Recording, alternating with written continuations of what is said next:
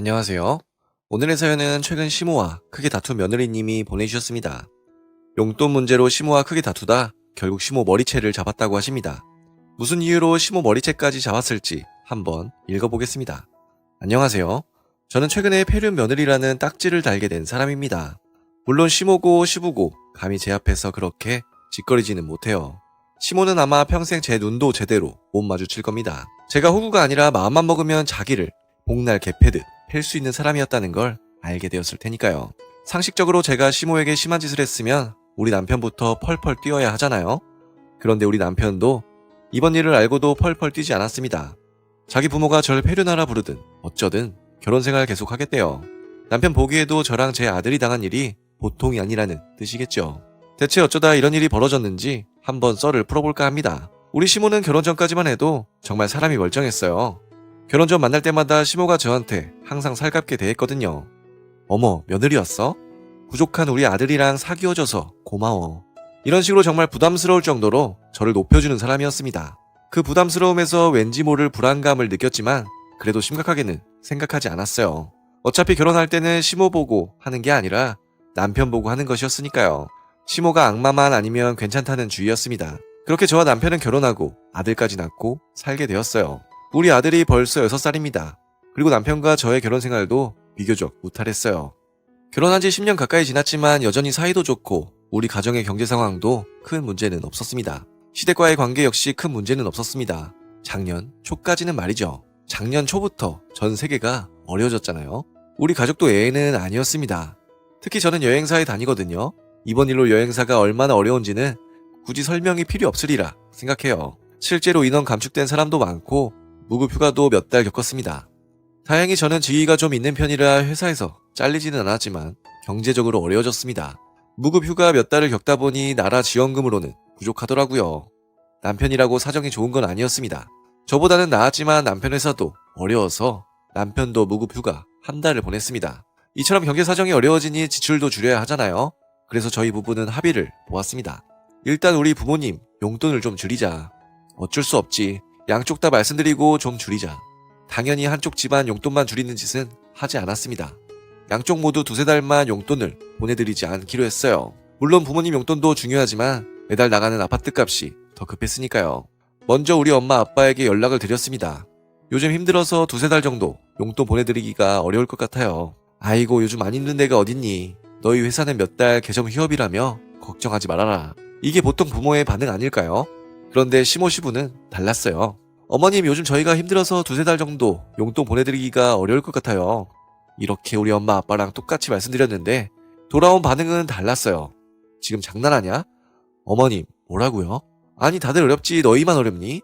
우리도 어렵고 다들 어려운데 그렇다고 아들의 며느리가 되어서 해야 할 일을 안 하면 어쩌겠다는 거니? 저라면 아들 내외가 힘들어서 용돈 못 보내드린다고 전화하면 정말 힘들다고 생각해서 오히려 보태줄 생각을 할 것 같아요. 그런데 시모라는 인간은 정말 빗대 먹은 사람처럼 제게 무안을 주더라고요. 너무 화가 나서 그 길로 남편에게 말했습니다. 지금 자기 엄마가 나한테 무슨 이야기 한 줄 알아? 용돈 못 보내드린다고 하니까 날 사람 취급도 안 하더라. 남편도 자기 엄마가 그럴 줄 몰랐던 것 같습니다. 남편이 전화해서 자기 엄마한테 우리가 정말 힘드니 몇 달만 용돈 참아달라. 장인 장모에게도 똑같이 용돈 안 보내드리는 거라고 해명했습니다. 그런데 시모는 남편에게도 똑같이 언성부터 높이더군요. 내가 자식을 그렇게 키우지 않았다는 둥. 당장 힘들다고 자식된 도리부터 안 하려고 하면 나중에는 자기들 고려장 시키겠다는 둥 별별 소리를 다 하더군요. 지금 생각해보면 시모가 그때 무언가 기분 나쁜 일이 있었던 것 같긴 합니다. 처음 전화할 때부터 목소리가 안 좋았던 거로 기억하거든요. 그렇다고 해도 다 같이 힘들 때 어쩌면 그렇게 며느리는 물론 자기 아들에게도 1%의 배려도 없이 막말할 수 있을까요? 이 시점에서 저는 이미 시모의 인간성에 대한 희망을 잃었던 것 같습니다. 생각 같아서는 그 길로 시댁과 인연을 끊고 싶었죠. 하지만 저는 시모 안 보고서라도 된다 쳐도 그 인간이 제 아들에게는 할머니이고 제 남편에게는 엄마잖아요. 속 뒤집히는 거 억누르면 어떻게든 관계를 개선해 보려고 했습니다. 일단 시모보다는 말이 잘 통하는 시부 통해서 관계를 개선하려 했어요. 근데 우리 시부가 정말 희대의 공처가입니다. 여자 눈으로 봐도 어떻게 나이든 분이 시모에게 꽉 잡혀 살까 싶어요. 남편 말에 따르면 시모에게 종종 맞기도 했다더군요. 그래서인지 별 효과가 없었습니다. 아버님 저희가 정말 힘들어서 몇 달 용돈 못 보내드리는 거니까 어머님께 잘 말씀드려주세요. 뭔 말인지 알겠다. 하지만 그 사람이 내 말을 들어야 말이지. 그렇게 고부간의 사이가 멀어진 채 몇 달 용돈을 못 보내드렸습니다. 사태는 좀 더 심각해졌어요. 아무리 저희 내외가 용돈을 못 보내드리고 시댁과 관계가 멀어져도 설마 자기들 손주에게 해코지할 것이라고는 생각지 않았거든요. 범죄자라도 자기 손주는 예뻐한다고 하지 않습니까? 근데 우리 시모의 수준은 범죄자 이하였던 모양입니다. 얼마 전 친척집에 다녀온 아들이 시무룩한 표정으로 있더군요. 무슨 일이냐고 물었더니 글쎄 친척집에서 할머니가 다른 손주들은 이쁘다고 하고 용돈도 주는데 자기는 본 척도 안 했대요. 그 말을 듣는 순간 머릿속이 싸하더군요. 설마 그럴 리가. 용돈 문제로 자기 손주에게 해코지할 리가. 설마 해서 처음에는 아들 말에 그냥 네가 착각한 것이라고 넘겼습니다. 그런데 아들 착각이 아니었어요. 비슷한 일이 몇 번이나 있었습니다. 다른 손주들은 예쁘다고 하고 용돈도 주고 잘 놀아주는데 우리 아들은 따뜻한 말 한마디나 용돈은커녕 살기 어린 눈빛으로 쳐다봤대요. 애비애미 인간성이 그따위니 애 인간성도 저렇지. 아들 들으라는 듯 이런 말까지 했다더군요. 요즘 애들은 어려도 스마트폰으로 이거저거 많이 봐서 우리 때보다 훨씬 지식이 많아요.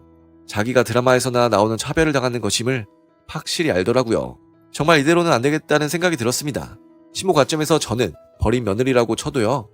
어떻게 자기 손주에게 그딴 짓을 할 수 있을까요? 그래서 작정하고 시모 만나서 마무리 짓기로 했습니다. 요즘은 모이는 장소도 맞득잖아서 집에서 멀지 않은 공원에서 만나 이야기를 나눴죠. 처음에는 그래도 시모라고 좋게 풀려 했습니다. 어머님, 제게 섭섭한 거 많은 거 잘 알아요. 하지만 풀어도 저나 남편에게 풀어야지 우리 애한테 그렇게 푸시면 안 되죠. 시모는 아무것도 모른다는 듯 눈 동그랗게 뜨고 말하더군요. 무슨 소리 하는 거니? 다 들었어요. 우리 애 앞에서 애비애미 인간성 운운하셨다면서요? 내가 뭐 틀릴 말 했니? 틀릴 말 했죠. 그런 말 하는 사람 인간성이 더 나쁜 건 아니에요? 너 지금 뭐라고 했니? 처음부터 시모에게 싹싹 빌거나 저 자세로 숙일 생각은 아니었습니다. 시모가 잘못한 일이니 당당히 맞서려고 간 것이었어요. 그렇게 제가 똑똑하게 제 의견을 주장하니 시모가 분개하더군요. 결국 둘이 말다툼이 이어졌습니다. 그러다 시모가 손바닥도 아니고 주먹으로 제 얼굴을 치는 겁니다. 이 새끼가 어딜 감히 시어머니한테 이래라 저래라야. 아들 차별당하는 것도 억울한데 얻어맞기까지 하니 제 마음의 분노가 화라산처럼 치밀더군요. 이 개보다 못한 년아. 저는 일갈하며 그대로 시모 머리채를 잡았습니다. 시모가 머리채를 잡히고도 정신 못 차리고 죽여버리다는 둥 헛소리를 떠들더군요. 그래서 제가 그대로 시모 머리채를 잡고 바닥에 세게 내팽개쳤습니다. 시모의 애가리와 바닥이 멋지게 충돌했고요. 덕분에 시모 입술이 터지고 앞니 2개가 나갔습니다. 당연히 주변의 사람들이 몰려오고 난리가 났죠. 그 길로 저와 시모는 경찰서로 갔습니다. 시모의 상처가 더 컸지만 저도 맞은 게 있어서 쌍방 고소하겠다고 같이 감옥에 가자고 소리를 막 질렀어요. 젊은 년 늙은 년 손잡고 같이 깜빵 가자. 제가 눈이 뒤집혀서 이렇게 말하니 시모가 꼬리를 말더군요. 거기에다 CCTV 영상도 제게 불리하지 않았습니다. 시모가 먼저 주먹질을 한 게 뚜렷이 찍혔으니까요. 시모가 당한 상처가 커서 정당방위는 안 되지만 먼저 주먹을 날렸기에 합의 안 하고 끝까지 가면 양쪽 모두 처벌받는 진흙탕 싸움이 될 상황이었습니다. 제가 물러서지 않으니 시모가 물러서더군요. 결국 양쪽 모두 서로에 대한 신고를 취하였습니다. 저는 폐류 며느리라 불리게 되었죠. 뭐 괜찮습니다. 앞서 말씀드렸듯 우리 남편은 시모가 심해서 그렇게 된 줄 알고 계속 결혼생활 유지하겠다고 하거든요. 우리 친가에서도 시모 쓰레기질 때문에 이런 일이 벌어진 걸 알고 제 편을 들어주세요. 어차피 쓰레기처럼 굴던 시모와 그 주변 사람들은 있고 제 편인 사람들과 함께 행복하게 살아보렵니다. 힘든 일도 있겠지만 그만큼 좋은 일도 있을 테니까요. 네, 오늘의 사연은 여기까지입니다. 시부모 용돈 문제가 물리적 충돌로까지 이어졌다는 사연이셨습니다. 힘든 일 잘 이겨내셨으니 앞으로 좋은 일만 있으시기를 바랍니다. 그럼 저는 다음 사연으로 돌아올 테니 구독과 좋아요, 알람 설정 부탁드려요.